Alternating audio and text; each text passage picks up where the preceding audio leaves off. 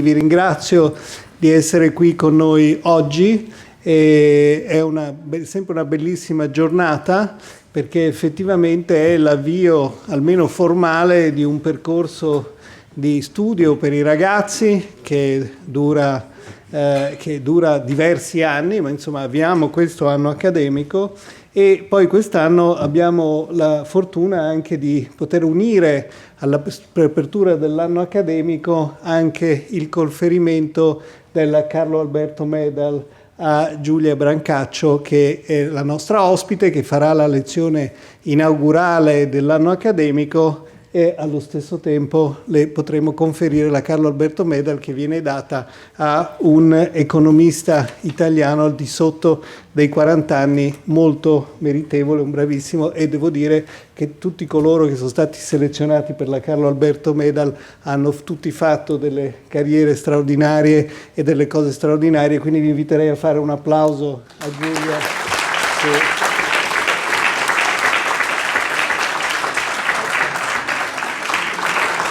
Io penso che sia giusto, parlo un attimo in italiano di questa apertura, poi dopo switchiamo all'inglese che è un po' la lingua ufficiale del collegio, ma questa prima introduzione la faccio in italiano.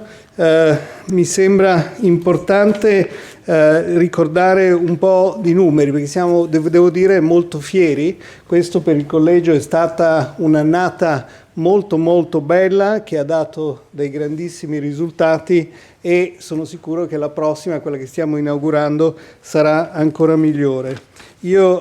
Naturalmente il collegio è una grande istituzione che ormai ha quasi 100 membri nella sua faculty, ha 40 quasi visiting professors, ha 214 pubblicazioni fatte dalla sua faculty soltanto nell'anno 2024 e poi è un'istituzione che riesce a combinare la ricerca anche con attività più applicate, che sono per esempio le cose che fa l'Impact Evaluation Unit, che è appunto un'unità che fa valutazione dei progetti e che serve il territorio per cercare di capire come i vari progetti infrastrutturali, sociali, economici di vario genere che impatto hanno sul territorio. Quindi questo è, devo dire, una unità molto importante, e quindi il collegio riesce con queste due gambe, una gamba profondamente accademica e che permette di dare una formazione avanzatissima, di fare ricerca che ha dei risultati straordinari, e anche una gamba che è più, se vogliamo, operativa, che permette di lavorare su progetti più applicati e anche di fare grande divulgazione della ricerca. Non posso dimenticare il Festival Internazionale dell'Economia, che quest'anno sarà dal 22 al 25 ottobre, in cui molti di voi qui, buongiorno, saluto la vice sindaca che ci onora della sua presenza, buongiorno, e quindi insomma siamo molto contenti di quello che stiamo facendo. E al di là di questi numeri che ve li do tutti gli anni, quindi più o meno sapete di che cosa stiamo parlando, devo dire che quest'anno è un anno veramente speciale, perché è una dimostrazione di come è possibile creare su un territorio, mettendo insieme istituzioni come il Collegio e istituzioni come l'Università di Torino e la Compagnia di San Paolo, come è possibile generare delle ricadute veramente forti sul territorio. E in particolare mi riferisco a una serie di risultati che abbiamo ottenuto con i nostri partner dell'Università di Torino in questo periodo, che sono, devo dire, dei risultati straordinari. Quindi e questi risultati, secondo me, non saremmo riusciti ad ottenerli proprio se non avessimo creato e costruito nel tempo, mattone dopo mattone, una comunità che è votata all'eccellenza, dove per le persone che fanno parte di questa comunità partecipare a dei progetti ambiziosi e di eccellenza e riuscire a vincerli non è un evento impossibile, non è una cosa che non si fa perché non è possibile arrivarci, ma i nostri ricercatori ci riescono e hanno fatto delle cose straordinarie. Allora, intanto, questo lo sappiamo, è una notizia, questa è una cosa che è ormai da un paio d'anni che è così, 2 dei nostri dipartimenti di riferimento, che sono ESOMAS, uno dei dipartimenti di economia e giurisprudenza, sono dipartimenti di eccellenza.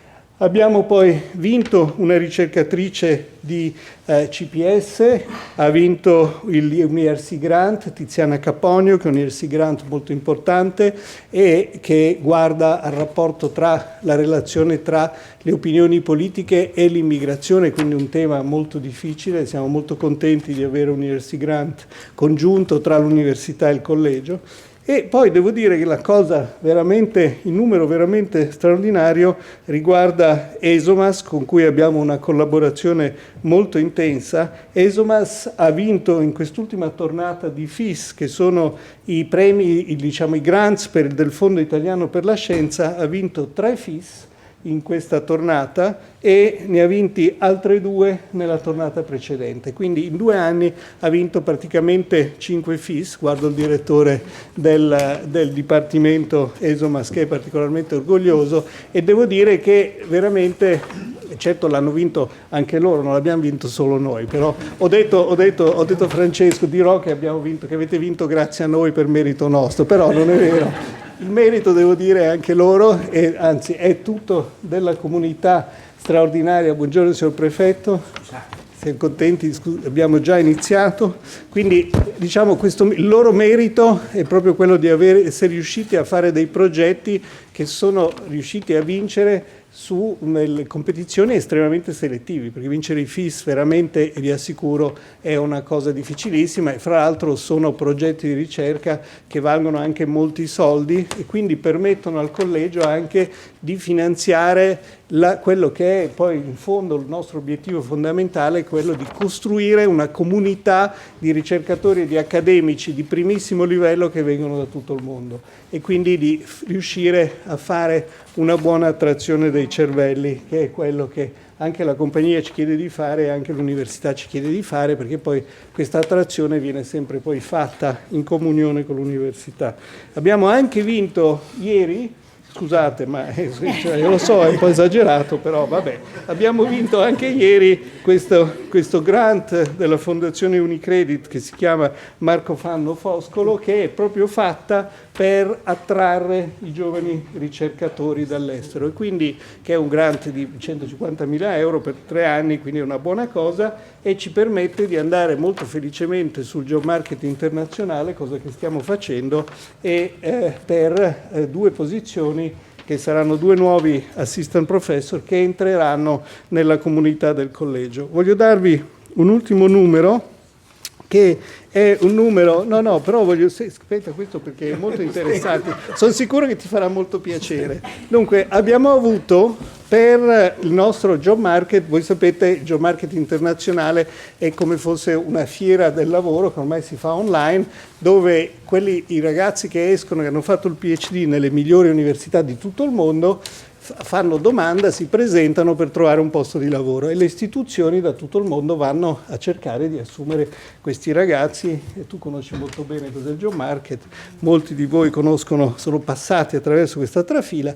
Bene, il collegio su 2 posizioni che abbiamo avuto 700 domande di studenti e la cosa interessante, qui entro in una dimensione geopolitica, è che di queste 700 domande ben il 40%, cioè 280, arrivavano dagli Stati Uniti. Quindi dagli Stati Uniti vuol dire ragazze che escono dalle migliori università americane e che decidono di tornare in Europa o che vengono in Europa e che fanno domanda al Collegio Carlo Alberto. E questo, devo dire, è un numero abbastanza straordinario per quest'anno, che ci dà il senso della dimensione geopolitica che stiamo vivendo in questo momento e di come effettivamente noi qui e in Italia riusciamo ad essere abbastanza attrattivi per far venire o fare in modo che i migliori studenti si interessino alle nostre università e alcuni ci vengono. Certo, per farlo però bisogna creare una comunità che, come dicevo prima, è votata a questi obiettivi dell'eccellenza,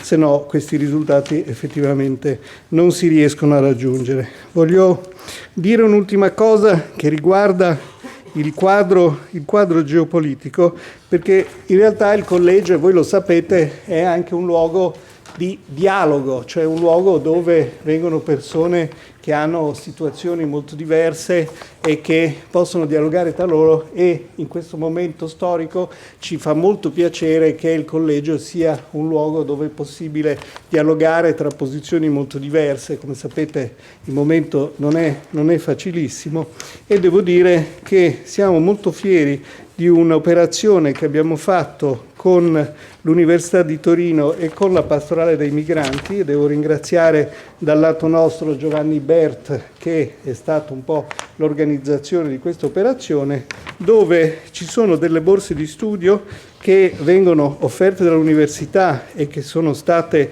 coordinate dalla Conferenza Italiana dei Rettori per far venire dei ragazzi palestinesi che possano studiare qui nelle università italiane.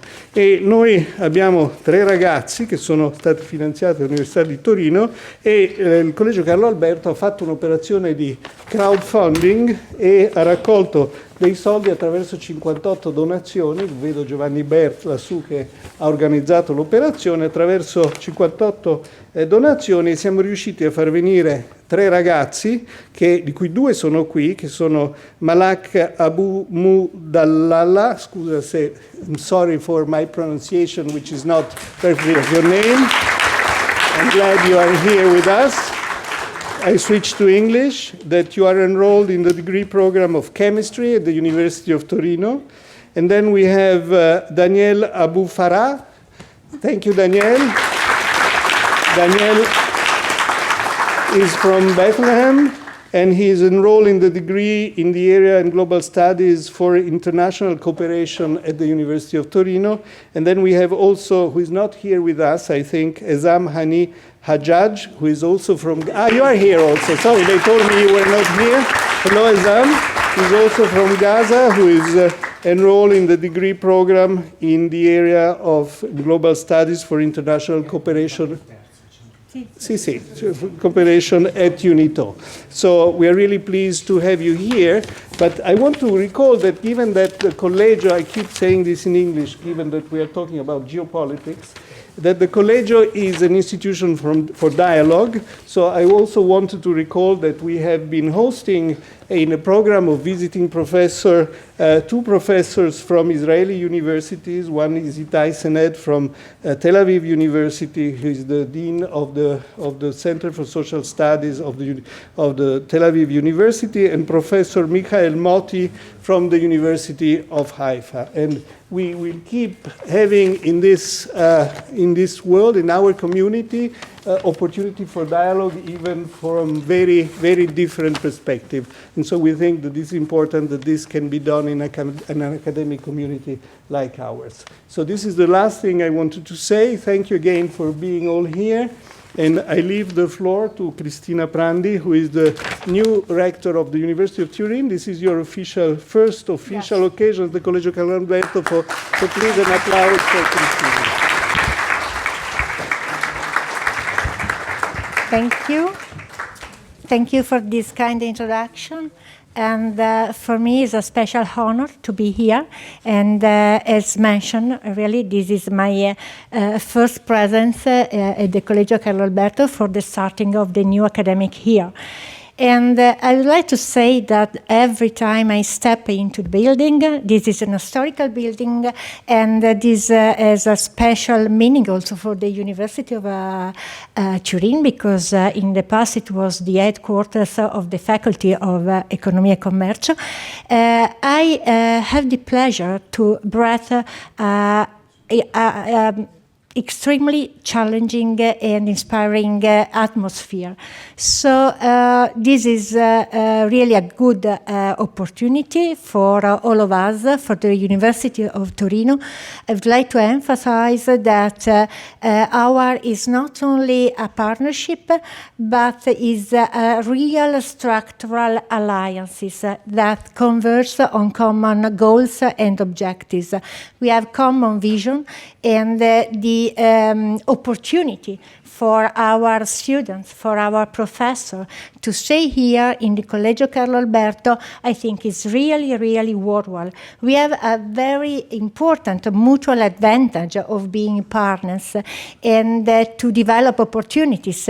So you gave a very long list of awards and of grants that have been awarded, and I'm very proud of this. I'm very proud that our students can be here, and we can work together with the student professor for talent. And I think that we can renew this partnership every year, just sharing the goals.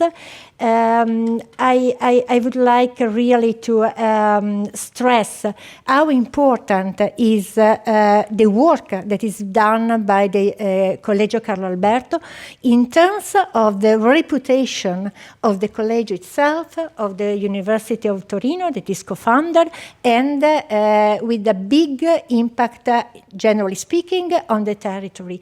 And this is very, very worthwhile and very important.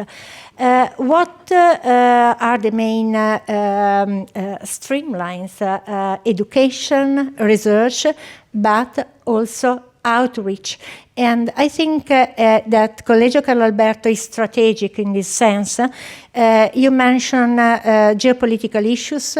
It's very important to keep open spaces in the universities and in the system of higher education, where people can discuss, can debate, no? Maybe with different opinions. And sometimes it's not possible. These are very hard times, and sometimes free debates and comparison are very badly tolerated. And I think that we can and we must fight for keeping this space open. Knowledge and the development of knowledge, I think, is the mean, no, to reach peace.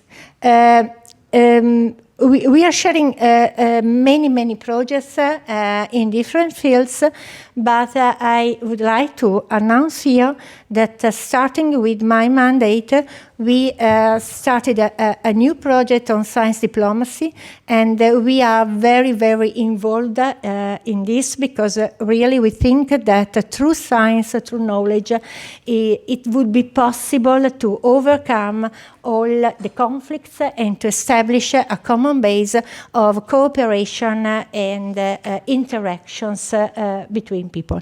So thank you, Collegio Carlo Alberto. Would like also to congratulate with Giulia Brancaccio for this award, and I can anticipate that the field of your research is very timing.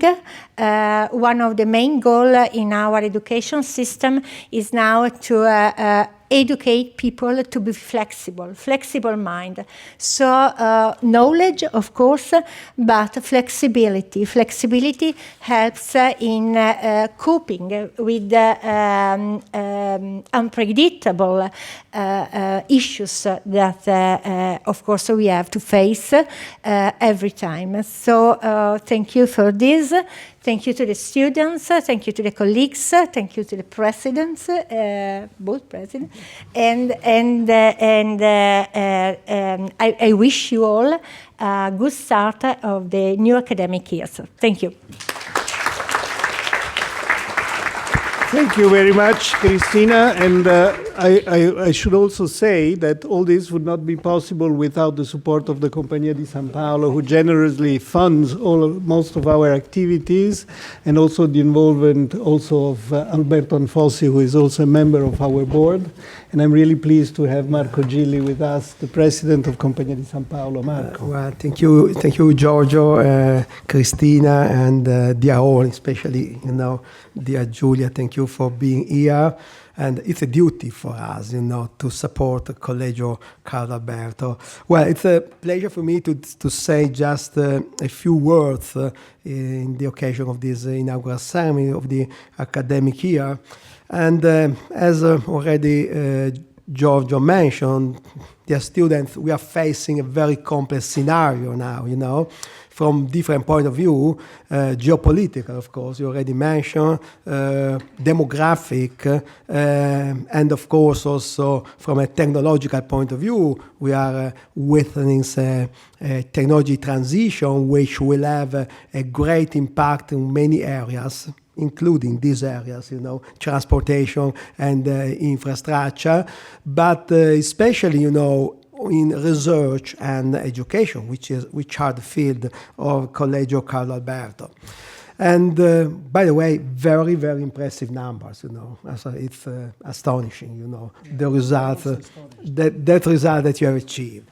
But as you may know, I represent a philanthropic foundation. Compagnia di San Paolo is a very old philanthropic foundation, founded almost 5 centuries ago.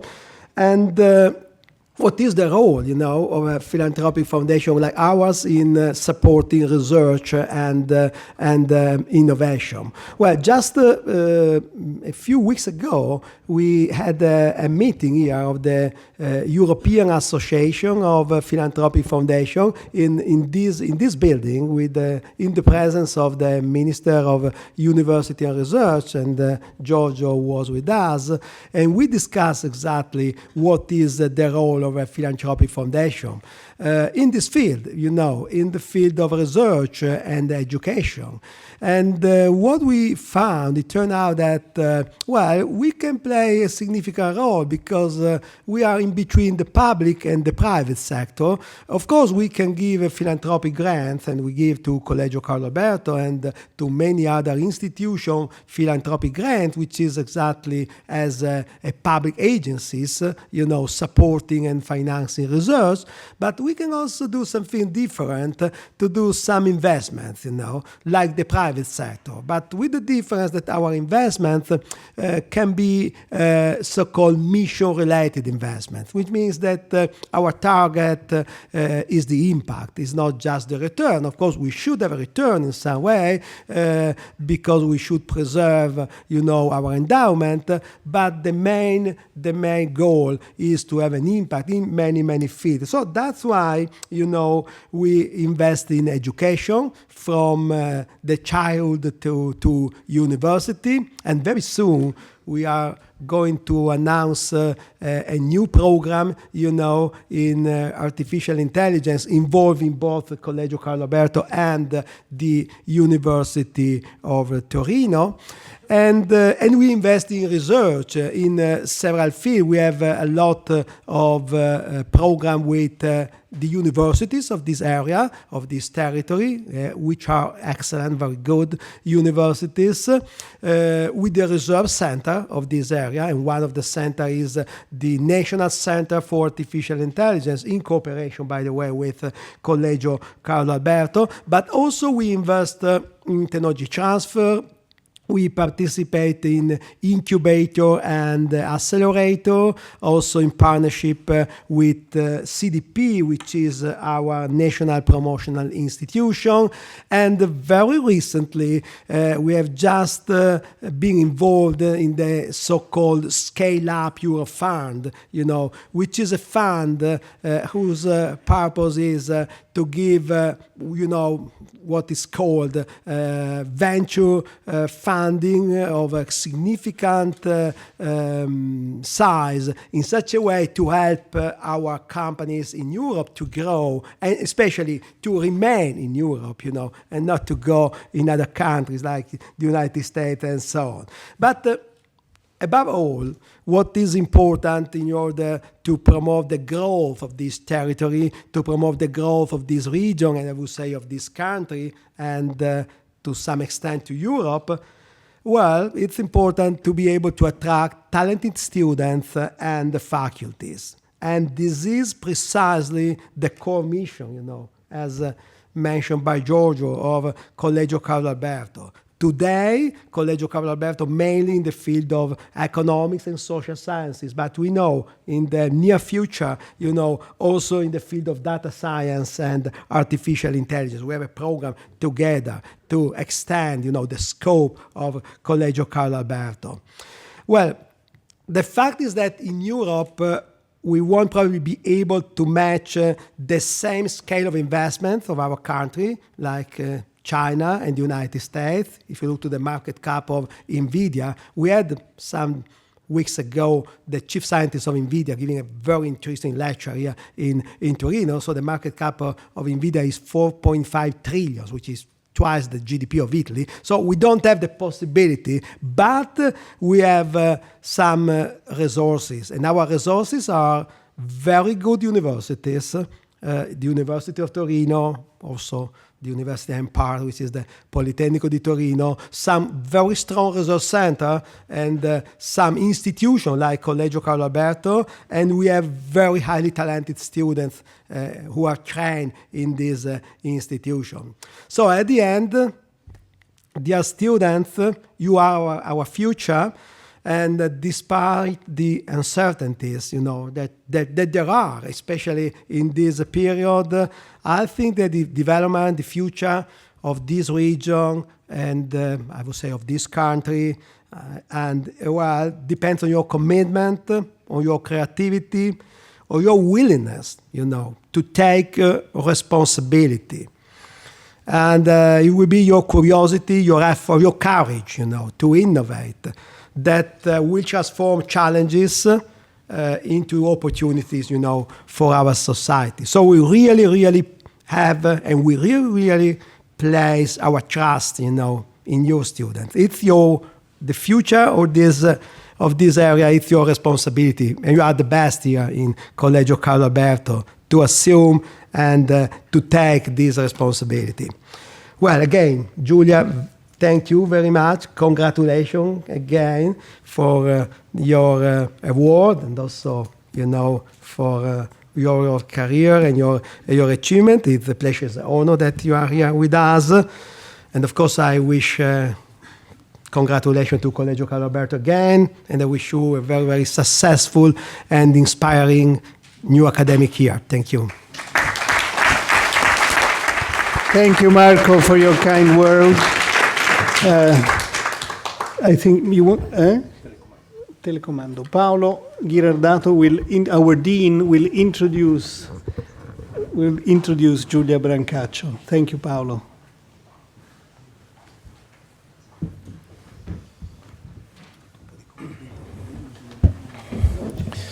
Okay, so I'm very thrilled to be introducing Giulia. Let me tell you a little bit about the Carlo Alberto Medal before I tell you about Giulia.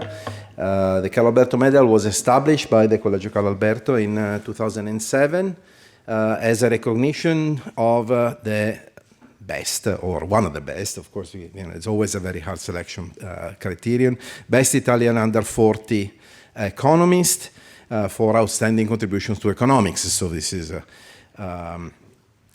is an award which is directed to economists. Previous recipients, as Giorgio has already pointed out, there are people that are really distinguished in this list. Nicola Persico, Enrico Moretti, Marco Battaglini, Fabio Maccheroni, Oriana Bandiera, Veronica Guerrieri, Guido Menzio, Alessandra Boena, Matteo Maggiori, Stefano Giglio, Emanuele Colonnelli was the last one. Oh, I'm sorry for the typo, Colonnelli. The selection committee, which I am only a secretary for, I'm not doing the actual selection, for this year was made by extremely distinguished senior economists, Marianne Bertrand from the University of Chicago Booth School of Business, Darrell Duffy from Stanford, GSB, Lars Hansen from Chicago, Alessandro Lizzeri from NYU, Rosa Matzkin from UCLA, Stephen Morris from MIT, and Fabrizio Zilibotti from Yale. Okay, so this is a very distinguished committee. That is, there is an Italian presence, but definitely it's an international committee. Okay, so let me tell you briefly, first of all, a bit of CV. Giulia has graduated from Bocconi in 2012 for her laurea triennale and 2014 for her master's degree, la laurea magistrale. She got a PhD from Princeton University, 2018. Very quick, by the way. Nowadays, it's much more common for people to finish PhD in much more than 4 years. So congratulations on that too. She started immediately after the PhD as an assistant professor at Cornell University, where she was for 3 years, and then she moved to Stern, the Stern School of Business, the Business School of NYU, in 2021, where she's still currently. She has won several grants and prizes, 2 NSF grants, for instance. These are grants that are nowadays very hard to get. So this is also another proof of her quality. She's a research fellow of CEPR, research fellow of NBR. She won a Frisch medal for the best paper published in econometrics, which I'm actually going to mention in another slide soon. So let me tell you about her research. So her research is really at the intersection of several different fields of economics, industrial organization, definitely, market design, and in fact, what she's also going to be talking more about today, economics of transportation and trade. Her emphasis has been on trying to understand how decentralized markets give rise to inefficiencies, something that we know, but understanding exactly which type of inefficiency and how to deal with those inefficiencies. So how to try to increase efficiency by imposing some kind of standardization, some pricing rules, and investments in infrastructure, which of course is more related to the issue of transportation, as you will see. An important feature of decentralized markets is that the outcomes in decentralized markets, differently from centralized markets, are the result of search and matching. Okay, so there are different parties that have to meet together and they have to trade, and in fact their contributions are precisely aimed at understanding how to best deal with the frictions which are connected to these search situations. Her work has extremely important relevant policy implications. I just list a couple. For instance, and again, I think we're going to be hearing more about this, for the optimal design and management of transportation networks and their hubs, such as ports, and also completely different, but for the optimal design of standardization policies aimed at preventing the strategic use of product design to manufacture frictions. And this is actually something that she has worked on financial markets, basically. So this is policy implications in really very different environments. So these are the publications that were included in her CV that were considered for the medal. The first one is a paper that was the Frisch medal winner paper on econometrica, geography, transportation, endogenous trade costs, and then she has a paper on estimating matching functions in spatial models, a more theoretical paper, and then the impact of oil prices on world trade, again, connecting to what we're going to be talking about today, and search frictions and efficiency in decentralized transport markets. Like the next papers, I'm sorry if I mentioned the R&Rs, but I wanted to point out that she has really an impressive pipeline, as we say, in the sense that not only she has 2 papers that have already been accepted at very good journals, Econometrica, NER papers and proceedings, but also she has 2 very, I don't want to go far in there, but hopefully at good review advisory submit at top journals. Okay, and again, as you can see, all of this is related to her research. That I've been talking about. I think, again, we're going to be hearing more about the investment in infrastructure and trade, the case of ports. And so let me just finish by writing a couple of things that were written by the Okay, in the process of nomination of a Carlo Alberto medal, we get people, important economists, to submit a nomination and also to provide us with some motivation for the nomination. And so these are two of the things that were written by important economists to nominate Giulia. Giulia is an extremely insightful and productive applied economist with a wide range of research interests. Okay, this is obviously a very general statement, but obviously very nice. Research is pushing the frontiers of industrial organization with significant contributions to our understanding of spatial economics, surf frictions in decentralized trade and international trade. So again, what I just told you has been, in fact, said by people who are much more knowledgeable than me about the topic. Having said this, I think it's time for us to conclude my presentation and for the president to award the actual physical medal before we get to talks. So, congratulations.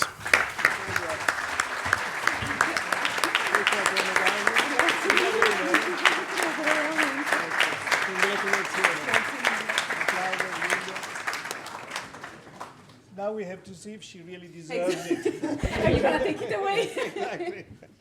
Ok, faccio due parole iniziali in italiano. Sono estremamente emozionata in questo momento, quindi scusate se mi faccio un po' prendere.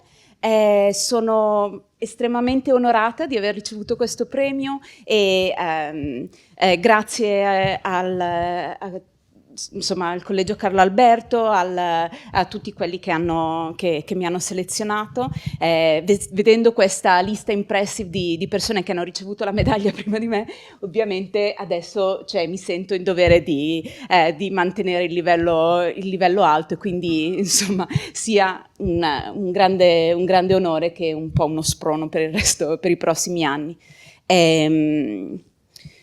Sì, grazie a tutti per avermi scelta e per avermi dato questo premio, e grazie a tutti per essere venuti a seguire questa lezione. Quello che ho fatto oggi... guardo il cellulare per keep track of the time. Quello che ho fatto oggi è cercare di dare un overview della mia ricerca, selezionando un paio di paper che sono più, finished, e se c'è tempo alla fine invece una cosa su cui sto lavorando attivamente, in queste settimane, così per darvi un'idea di what's ahead. Ok, adesso switch all'inglese perché faccio più fatica. Ok, allora, in my research, ok, I told you I'm emotional. So, in my research I study transportation and infrastructure, and I really think that these two systems together, they essentially represent the quiet engine on which global economy runs. And as it is often the case with these very, basic and fundamental systems, as long as they work, you barely notice them, right? When I started working on transportation, I got a lot of questions about, why would you even care?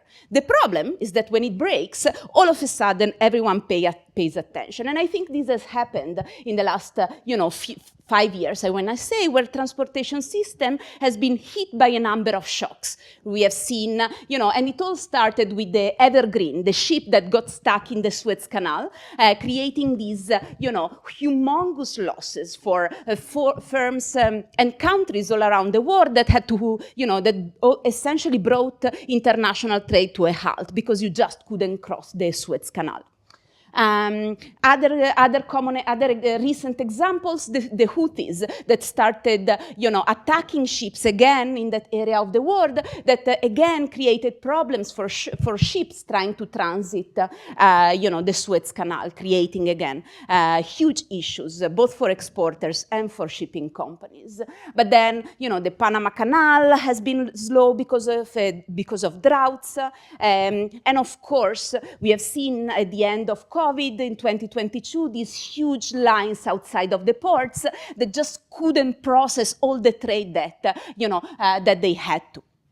And this is not only the case for transportation. Here I picked, an example that is more local here, the famous, collapse of the Ponte Morandi, okay?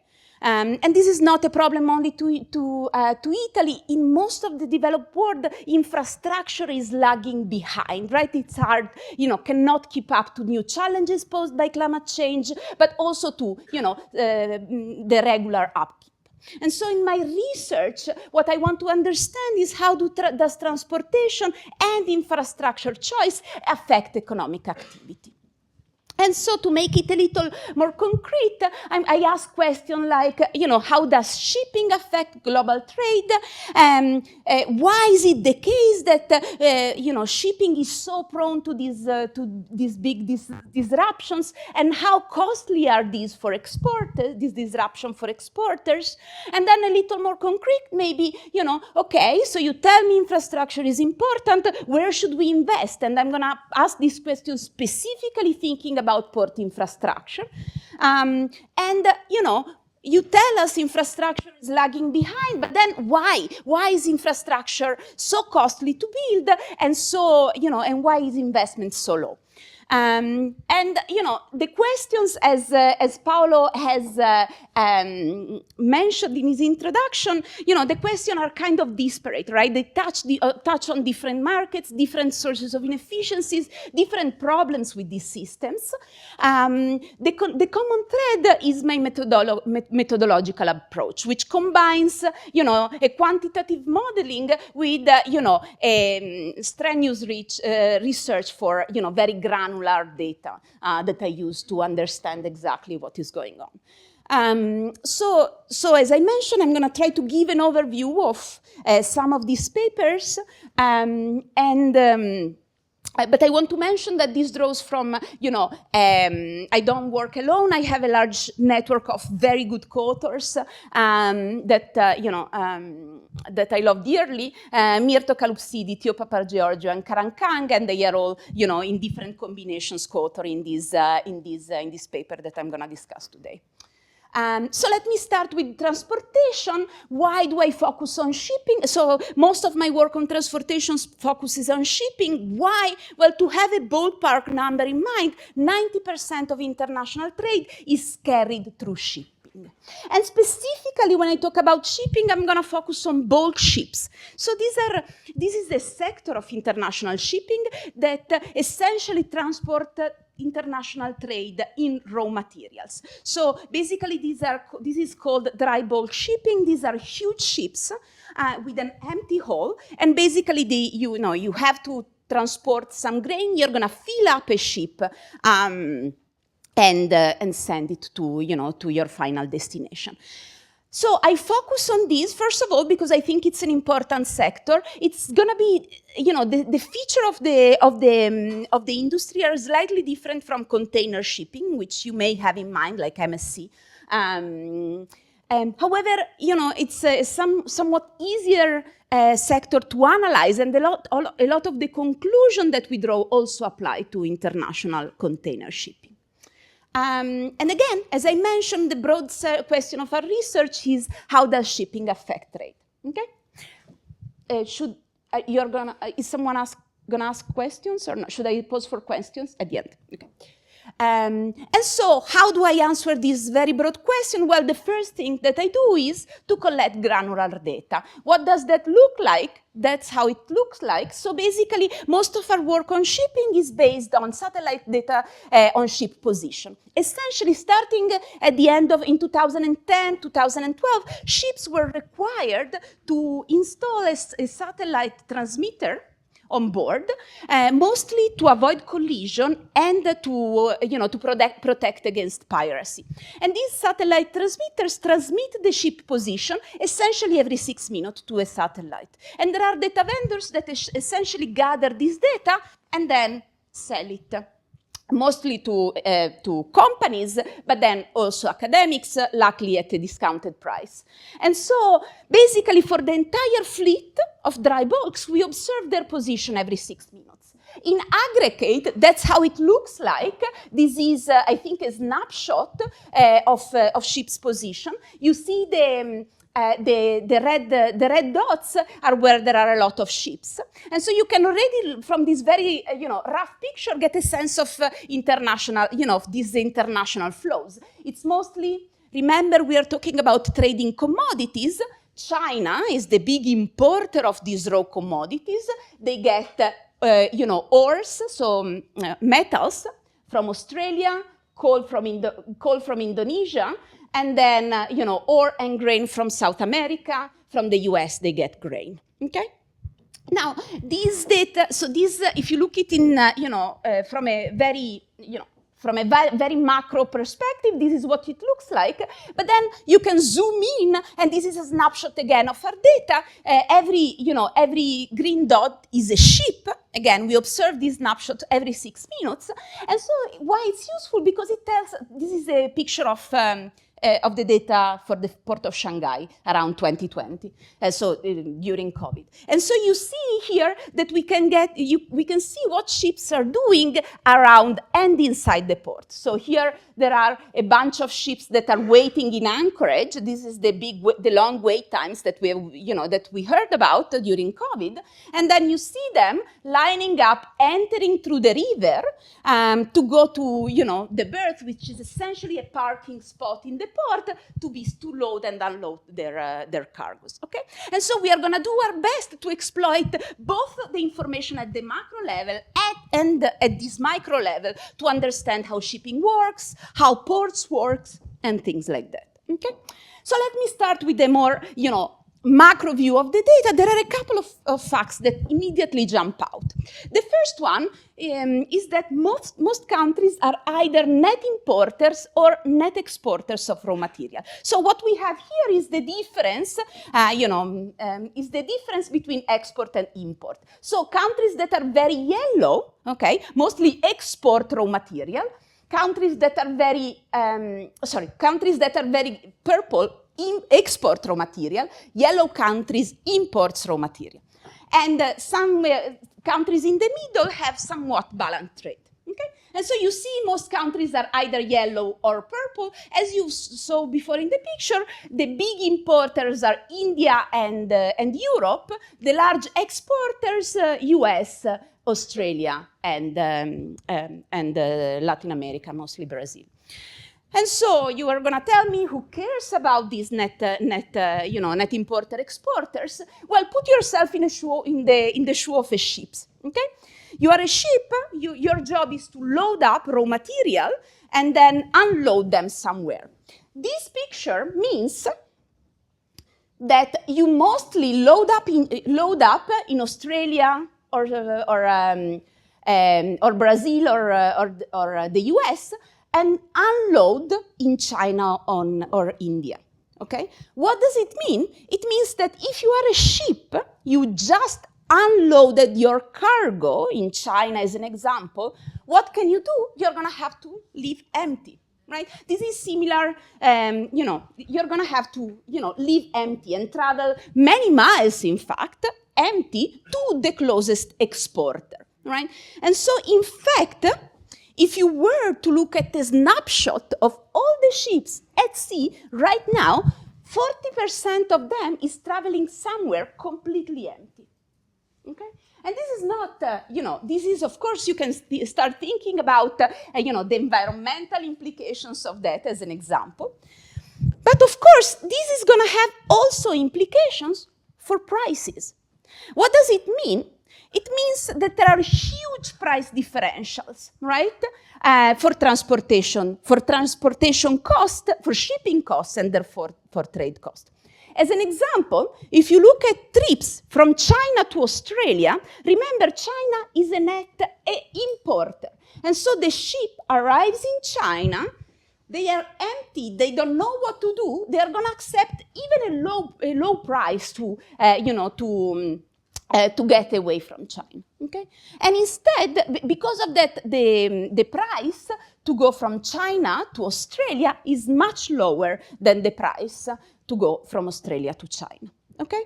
And so basically, this simple fact tell us something about how the workings, right? How the combination of geography and the workings of the transportation sector are going to affect trade costs, the cost for exporters to get their products out of the country. And so in order to understand what are the implications of this these price differentials for trade, we introduced a model centered on the interaction of trade and shippings, where we think of bulk ships as, the taxis of the ocean, right? And basically what they do, they make the routing decision, and then they decide, and then they negotiate over the shipping price. And of course, there are frictions in how exporter and ships meet. Now, what are the implications of this model? Well, the implication of this model essentially substantially challenge key assumption that the trade literature has made. As an example, it tells you that trade costs, which are traditionally considered some exogenous object, are actually endogenous, depend on the functioning of the shipping industry. And then that they are very complex object because it depends, the cost for you to ship something away is going to depend on how many products you want to ship out, but also on how many products you import and how your neighbors, right? Whether they have a lot of products to import, export, the value of these products, and so forth. And all of these basically implications were new for trade models. And so now that we have this model and we have this rich data, we can use it to ask, a number of questions. As an example, how do shocks propagate around, across countries? What is the role of geographical bottlenecks, like the Suez Canal? What happens if you block the Suez Canal? What happens to trade policies? Right? What's the impact of trade policies on, on the global economy? And can we do, what if instead of having these ships operating independently, we had a Uber for ships? Now, let me show two of these, the answer to a couple of these questions, just to get you a flavor, right, of what's happening.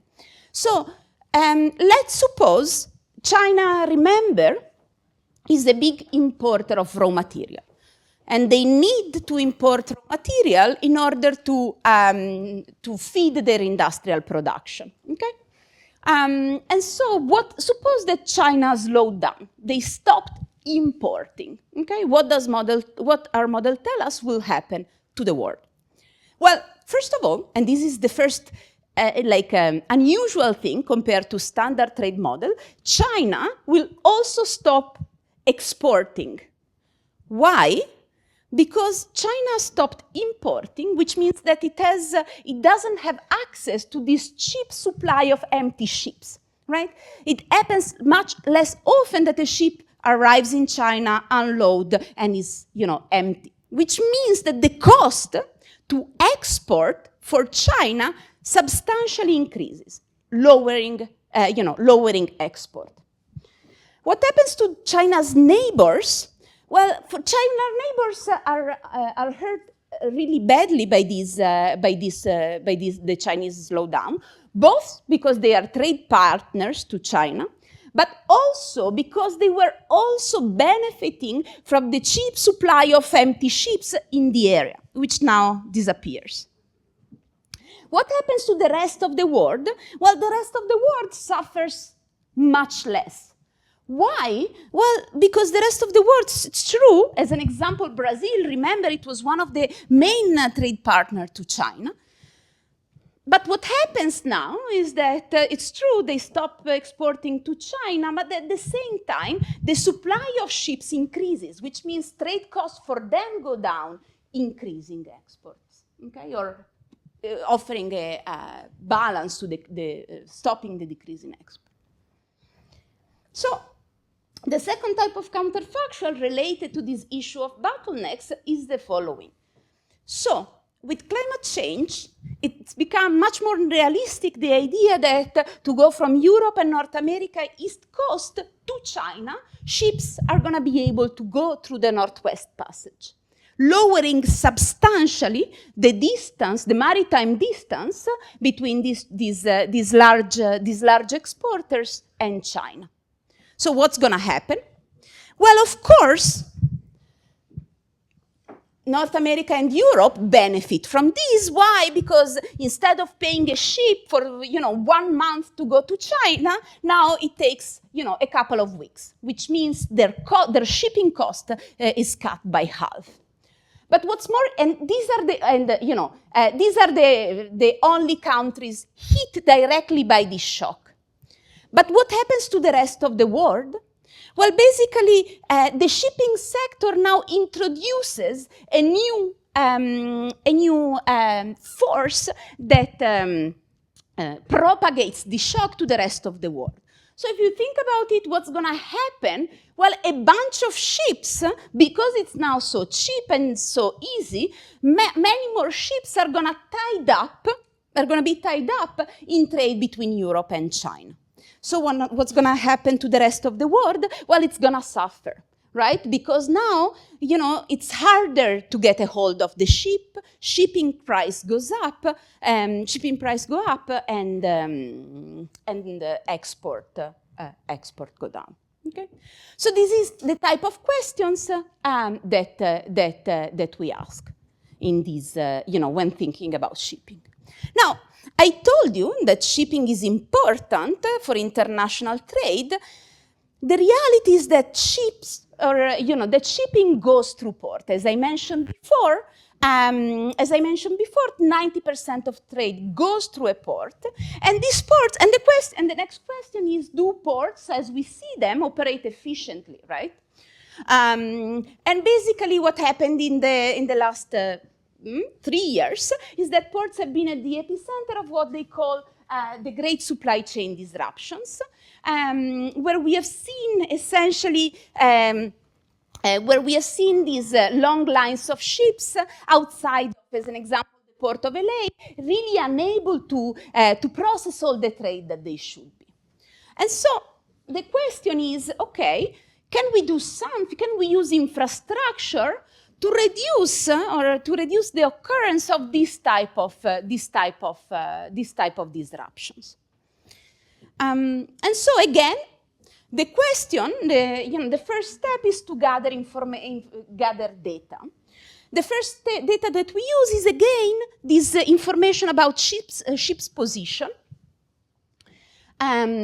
which now we zoom in within each port. Okay, so for each port, essentially we observe every time that a ship arrives, how long it waits outside of the port, how long it takes the ship to be serviced, so how long it takes to load and unload.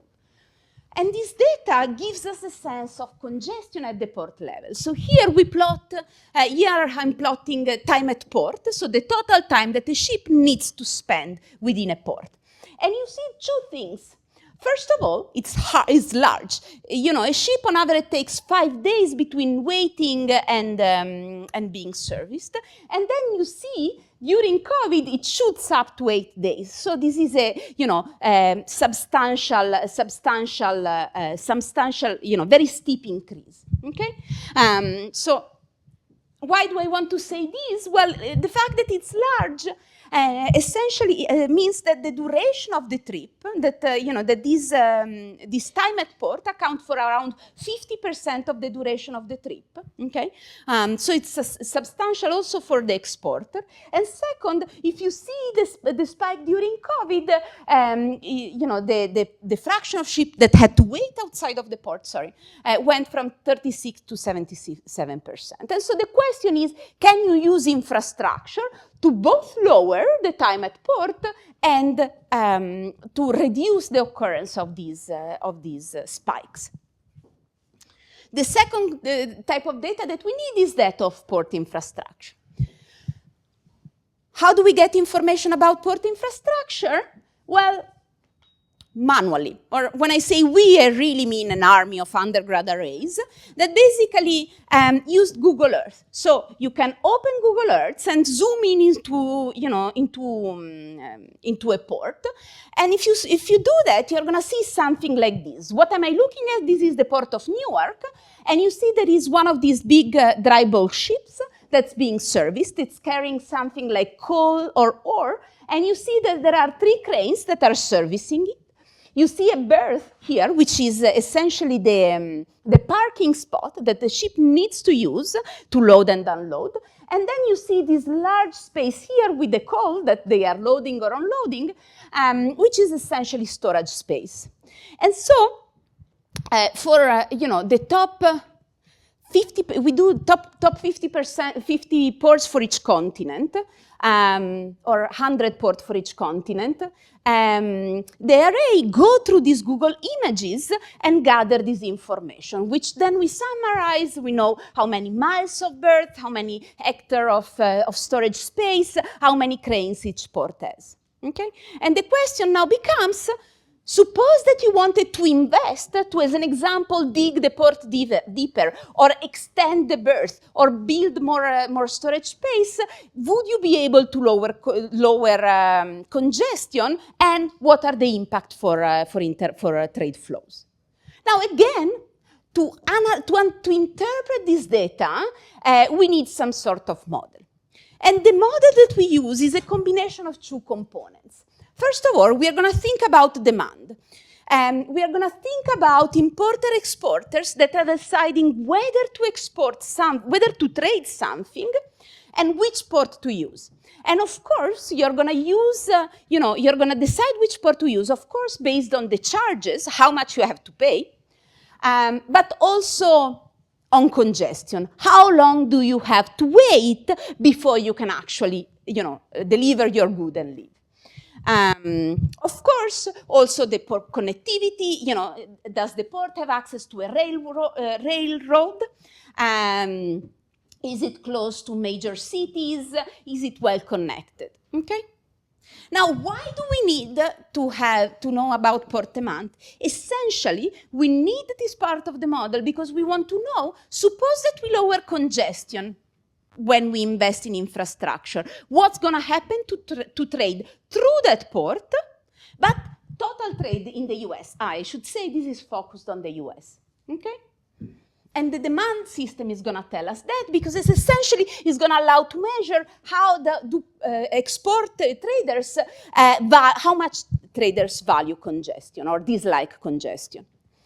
The other side of the model is going to be a model about port technology. Essentially, we want to say, suppose that you extend the berth of this port by 50%. You add a berth, right? You add a parking spot for the ship. What's going to happen to congestion? Okay. Now, I'm not gonna bore you with the details, but again, I want to give you a sense of the answer. And so the answer to answer this question, we start by asking: suppose that you were to add in the US, in some port, the ability to service an extra ship. Okay, this corresponds to around now I don't remember, half a mile of berth and some extra storage space. What's going to happen to total trade? And okay, so let's start thinking about it. Suppose that I expand the ability of the port of Baltimore to serve an extra ship. What's going to happen? Well, of course, congestion in Baltimore, almost by construction, is going to fall. The thing that's interesting is that, when congestion's low, you are going to be able to attract, new ships, right? Because now all of a sudden Baltimore is a very valuable port because it's so, you barely have to wait, right, to use it. As more people arrive, congestion is gonna go up, right? The queue is gonna grow. This is a standard, standard result when you think about congestion and infrastructure, which is called the iron law of congestion.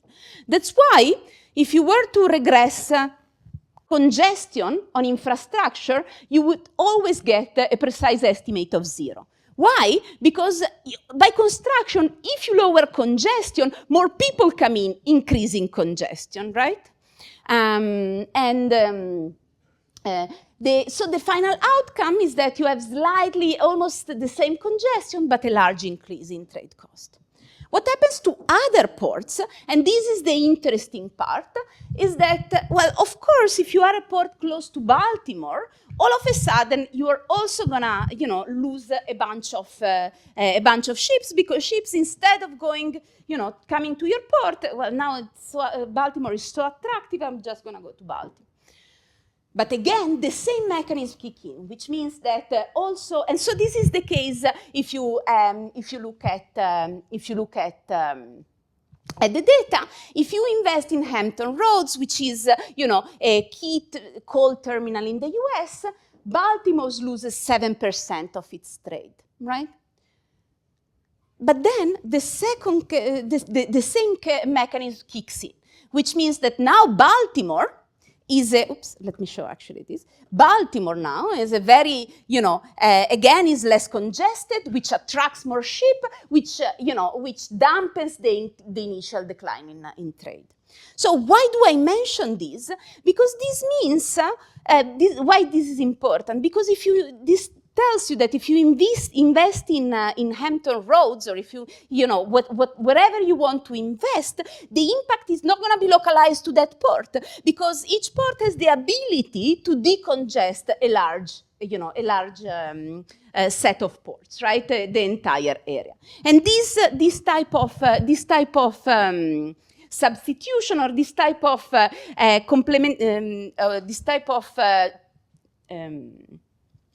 let's say, sorry, I don't remember the word.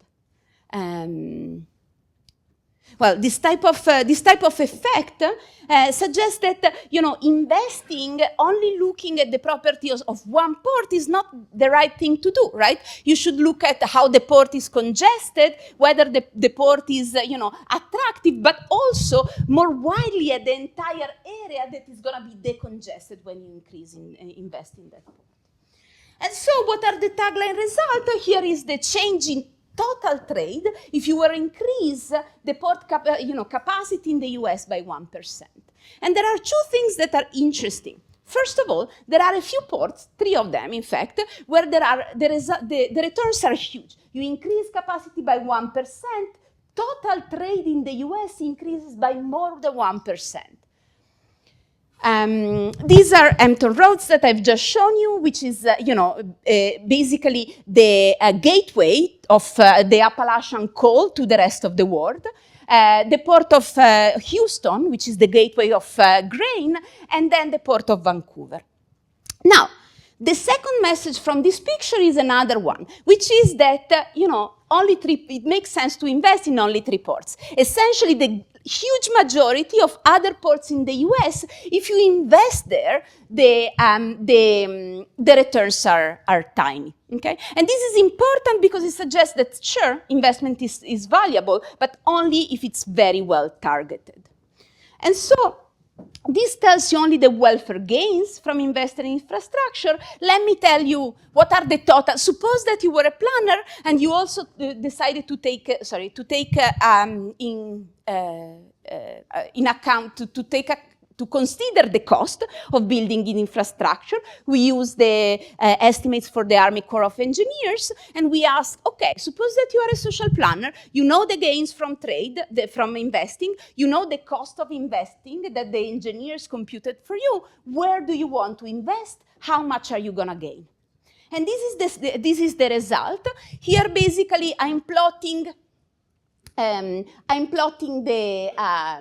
the cumulative return. So basically, you invest in the first port, and the net return are around, 100K. But then, you can keep investing in ports as long as the gains are higher than the net return. So this total policy would cost for the planner around $1 billion, huge. But not that huge if you consider how much money the Biden administration, as an example, promised to port infrastructure. The net return, so the return net of the cost would be $8 billion, because by investing in infrastructure, you can expand trade, and that's very valuable. And the third thing, which I think it's very surprising, but also kind of nice, is that the different colors are different ports where you want to invest, okay? And in the US, there are around 50 ports. We do this exercise for the biggest 15, But the planner only wants to invest, to concentrate all the investment in 3 ports. One port on the west coast, one port on the east coast, Gulf West Coast. And the idea is that there are huge economies of scale in the functioning of the port, which should motivate the planner to only invest in few ports to create these mega ports that are very efficient, very good for connection, and instead essentially forget about the smaller ports. Now, this I think it's a powerful message, especially for the US, where investment in port infrastructure is completely decentralized, and usually these big federal funds are given, are divided among, tens or 20, tens of ports, each one gets a little bit. And this result is telling you that that's a terrible idea, that in fact you should concentrate your investment in a few ports, make them regional hubs, and leverage the economies of scale. Okay, so now let me, do I have time? I have, no? Yeah, okay, so let me conclude. So these papers are kind of, not the second one, and we are still waiting on the we just resubmitted, but we have been working on a while on them. I want to conclude with a different project that I've just started working on, which is about which uses a slightly different setup. So I told you that you can make $8 billion in net welfare gains by investing in port infrastructure.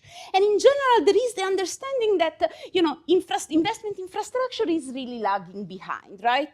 Most of the infrastructure in the US was built in the 70s and the 80s, and it's kind of crumbling down right now. But so the question becomes, if it's so valuable, why is investment lagging behind?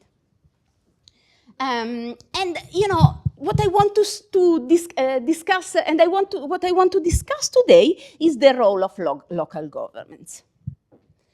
So, in the US especially, and I'm curious, hopefully someone at dinner will tell me whether that's the case also in Italy, local governments are essentially responsible of making investment in infrastructure. So essentially, again, in the US, local governments, so cities or even special districts, make investment decisions. They spend around $2 trillion in water and transportation infrastructure. Now, the question that, this may be problematic, especially in the US, because local officials may face, weak incentives to do the right things. And this is true because, again, I think that's true in the US, I don't know about in Italy, but these local races tend to be, are considered, low stakes. They often go uncontested, which means that no one runs against you. Even when they are contested, the incumbent has huge winning margins. And basically, the idea behind the paper is that this limited accountability may give, weak incentives to local politicians to do the type of investment that instead the residents would find valuable. There is another problem when you outsource or when you put local government in charge of these large investment decision, which is local government capacity, insufficient local government capacity. What do I mean by that is that, these infrastructure projects are very expensive. It's very difficult to find the capital. You may have to negotiate with the state, with the federal government, and even when you are able to find funding to decide on the details of these big infrastructure projects, is difficult. I think we have seen some of them in Italy with, some famous infrastructure problems that are being discussed right now. And basically local government, again, where the The local official may even be, may be working part-time, may not have the capacity to undertake some such difficult projects. Now I'm gonna try to think about this question in the context of a slightly different setup, which is water infrastructure in California. And water infrastructure is essentially treatment plants, so treatment plants that clean the water that then arrives to, to the tap water in Italy, to the residents in California. And again, just like in the previous project, the project starts with information, with a large data gathering work. We get information about, local investment, water rates, local turnout, information about these local politicians. And then, just let me show you the picture, information about water pollution. Here I have a picture of our data. And you see, every one of these small dots is a different local government in charge of making this investment decision. On the color of the plot is the fraction of pollutants that is tested positive. What is a pollutant? Anything from E. coli, which means that you have to boil water before using it, because otherwise your kid, or your older parents may get sick. To nitrates or arsenic or lead, as we have seen in Flint. And the thing that we find, so the first thing that we do, we correlate this measure of pollution with terms that speak about the electoral incentive of politicians in this context. And this is what we do here, where we find that, as an example, in localities with more contested elections, which means more elections where there are at least 2 people running for the same office, pollution is lower. If the elections have a narrow voter margin, again, more electoral competition, again, pollution is lower.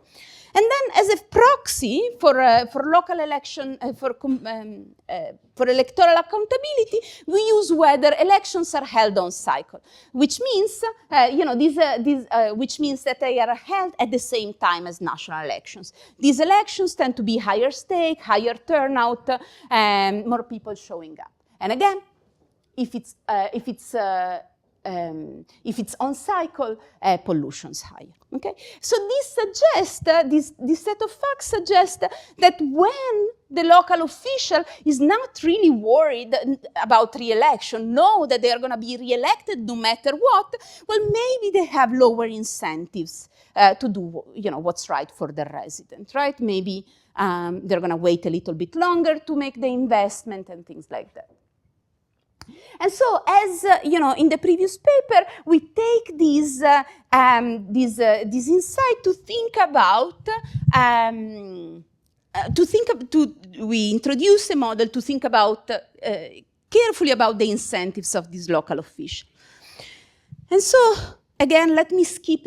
Actually, maybe not. How do we think about investment in infrastructure where it's costly, but it lowers pollution? And so for residents, value, right, the cost against how much they like pollution. And then you have an office-seeking, forward-looking policymaker who decide whether to invest. And they do that taking in part into account the utility, right, of their, what their constituents want, but also, how much they care about their constituents want. Of course, let's put ourselves in the shoes of this politician, right? Of course, I ask, do my residents benefit from this investment? But also, I'm going to ask, does this move the needle when they are at the election, when they are at the poll? Will they even show up at the poll, right? And so basically, how much they care about what their constituents want is mediated by these electoral incentives. And of course, creating this investment is costly, and so this, designing the investment project entails a cost for them. Now, let me show you the tagline. Suppose that you made all the election contested. So we tune up the electoral accountability and make sure that any politician, no matter what, they're going to face someone at the polls. So they cannot be lazy. They really need to take into account what their constituents want. What happens? Well, in places that are not very polluted, investment basically stays the same. There's some measurement error, maybe it goes down a little bit somewhere. But in the highly polluted places, instead, investment increases almost by almost twofold.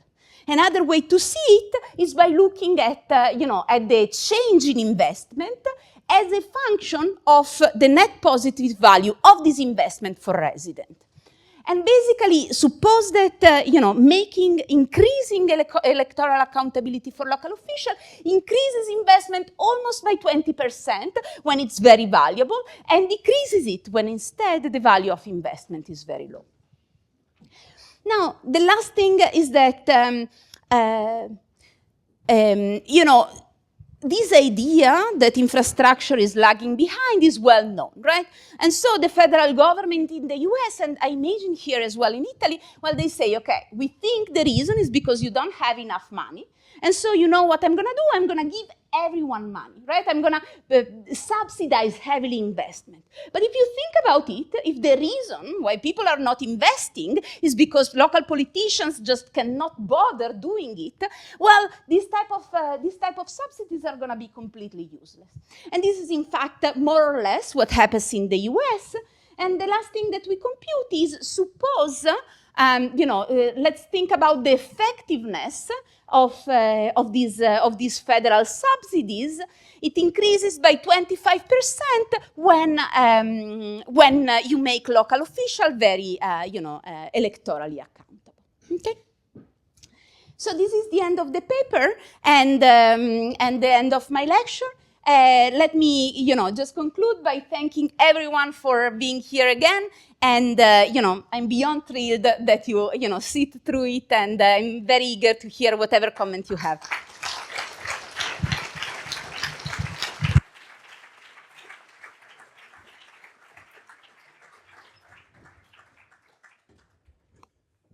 Okay, we have time for some questions from the audience. Is there a microphone?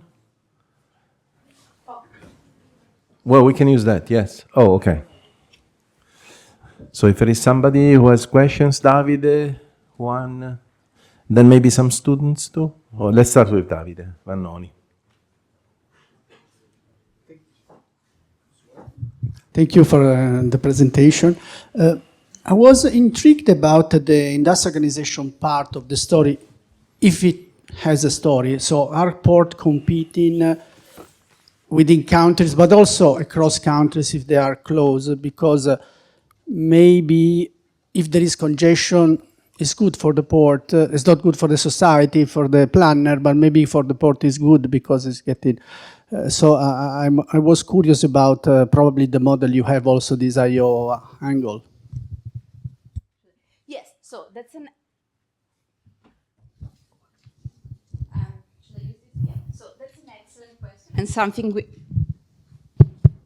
Okay, that's an excellent question and something we are very curious about. So,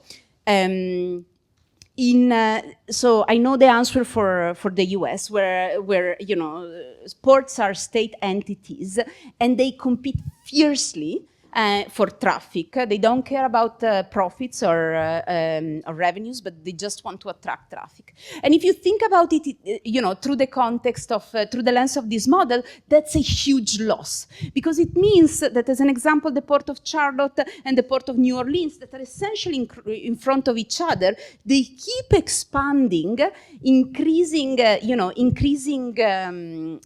their capacity. And that doesn't make any sense because, again, you should concentrate investment in one port, right? And so I think this dimension of ports competing for traffic, it's a huge waste, something that doesn't quite make sense. I don't know that should be stopped, as an example, especially when federal money is involved. Now, I don't know exactly how it works in Europe. And I'm actually, if anyone wants to know something about that later, I'm very happy to hear. So thank you for the presentation. One small comment and a question. The small comment is that it was very nice to see that iron law of congestion. Reminded me of the paper by Matt Turner and Ghirardato on the fundamental law of traffic congestion. So congestion doesn't change if you increase the size of roads or the number of roads, but welfare does increase. So it's nice to see that validation. The question that I had is in the first paper, when you do these counterfactual experiments and the implications of those for the entire world, the input that you're keeping fixed is the number of ships, right? So this is all short-term results, and how long is that short-term? So the industry of ship making, how quickly can respond to those incentives? Yeah, excellent. So, and you are exactly correct. We are keeping the number of ships fixed, and the reason is that it's very slow. So I think there was this boom in 2000 in ship orders in 2010 and before, and ships from that boom are still being delivered today. So the problem is that it takes a long time to build ships, and there are very few companies who can build ships, and they have very long order books. Now I think things have changed a little bit because China has started putting crazy budget to subsidize shipbuilding.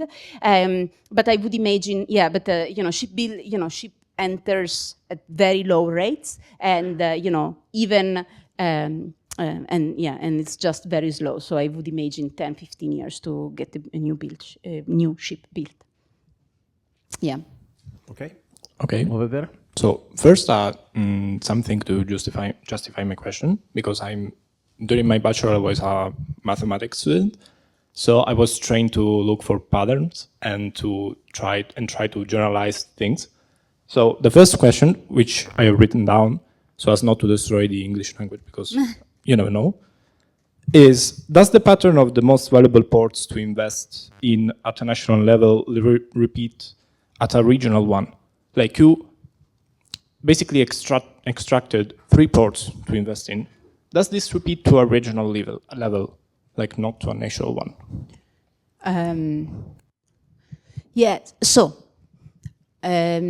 So is the question... okay, so let me answer to one version of the question. Suppose that I did my analysis only with ports from the Gulf, right?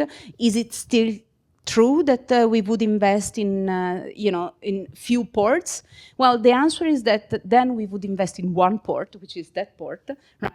And the reason is that these 3 ports basically serve different routes, different countries, are not very substitutes, and instead, the ports in the Gulf, right, compete, essentially, it's enough for you to invest in one port in the Gulf because they are gonna decongest the entire area, right? So I think the key mechanism are still there, but then the details of, how many ports you want to invest in, and which ports you want to invest in are pretty much, can be generalized. And at this, can be generalized, I think. Okay. So and if I may, the conclusions you arrived to as per the shipping trades, do they apply also to other kind of processes? Like, for example, aerial transportation of passengers, because also airports fight to attract more flights, etc. So. Yeah, I really think they do. It does. And I think Florian, who is not here, okay, sorry, we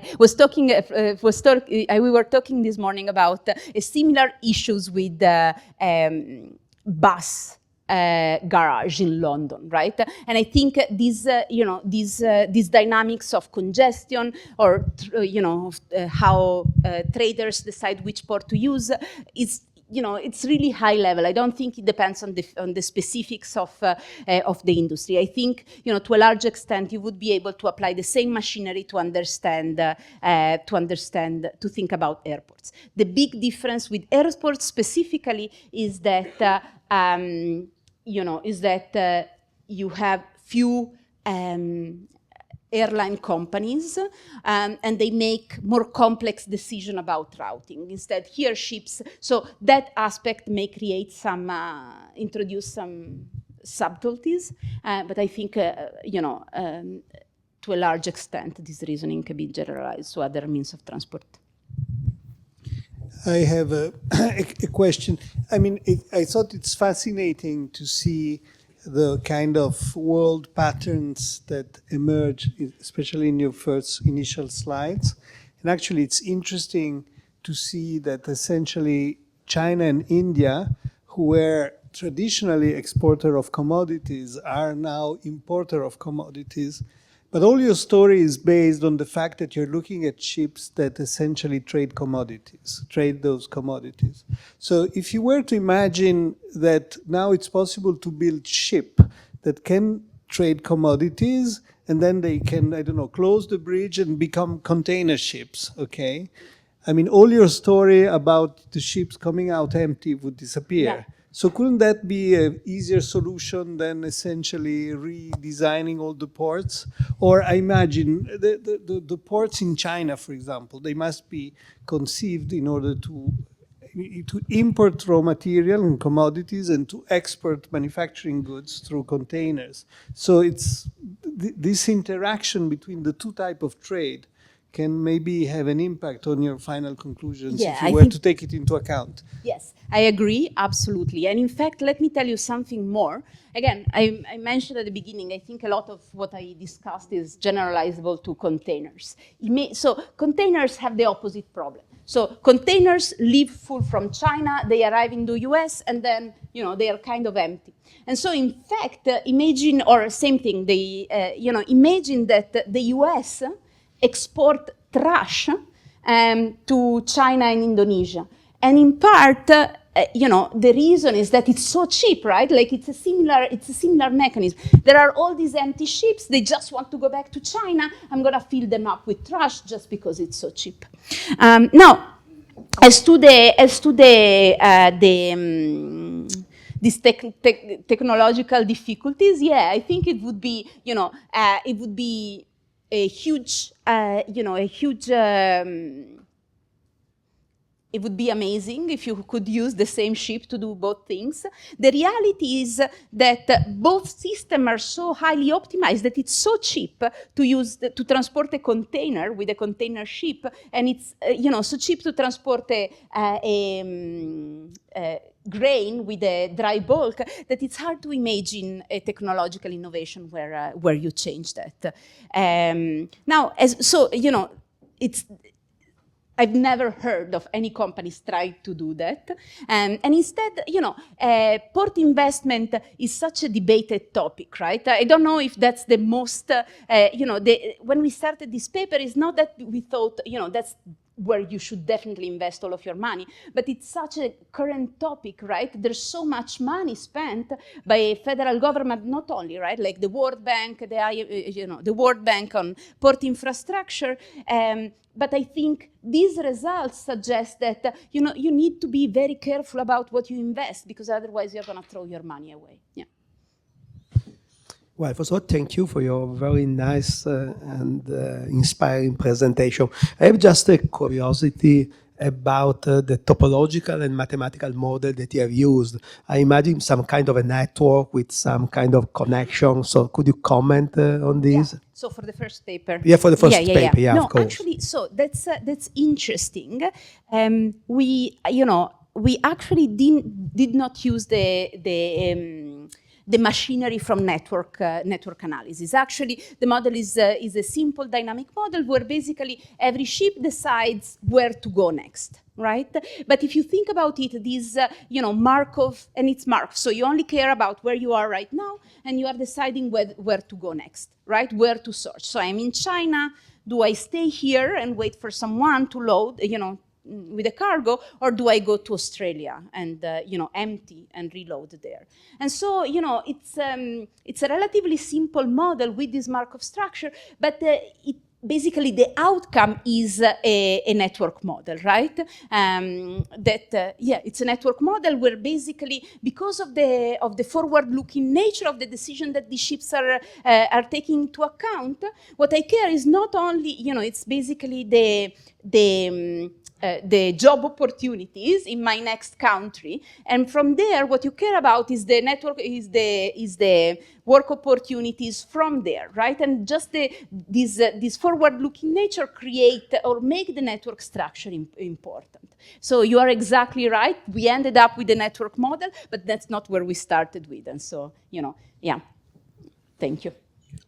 So thank you very much for your presentation. Here in Europe, we are putting a price on carbon, so basically on fuels for ships. So basically we have two different forces, let's say, that I think generate a lot of uncertainty. So my question is, okay, first of all, if we tax ships, probably ships will have problems in running, basically, until an innovation takes place, so we have ships that can go without pollution. And we don't know when this thing can happen, the cost of this thing. So there is a sort of uncertainty on the ships. At the same time, we have uncertainty on the ports, because to include facilities that allow ships that are fueled not with kerosene or gasoline, but fuel with something else, they need special equipment, special recharge, so there are investment taking place in ports. So there are uncertainty that go in both the direction. How your models can track this uncertainty and how this can help in understanding the things, because you are talking a lot about politicians and politics, but this type of uncertainty is really linked to some politician's choice, which is the taxed carbon. So how do you think this uncertainty can be included in your model? Okay, so let me say a few things. So I agree that basically adaptation to climate change, or infrastructure to adapt to climate change, is one of the most exciting things to look at, right? Because this issue of infrastructure investment become particularly relevant if you think about all the investment that's necessary to adapt to climate change, right? Anything to, I was talking with someone, the Boston airport, that's creating barriers against rising sea levels, and basically whether governments are doing the right level of this type of investment. It's a very interesting question. Now, second, specifically about ships pollution, something like that happened, although I don't think it involved any special port facilities. I think in 2020, they banned the use of SO2 for ships. So I think, so there's some analogous,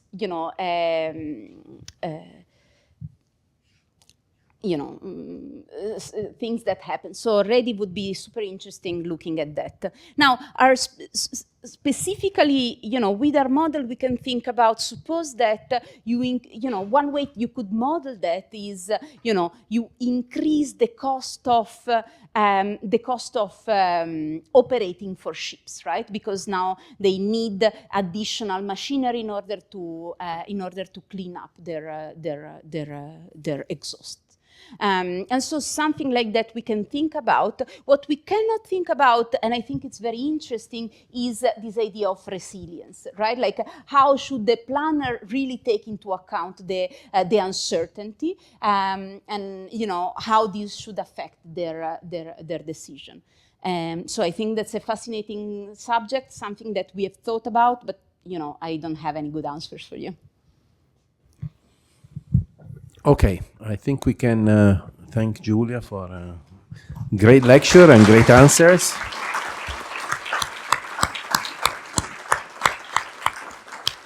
Thanks to everybody for being here. Have a good evening.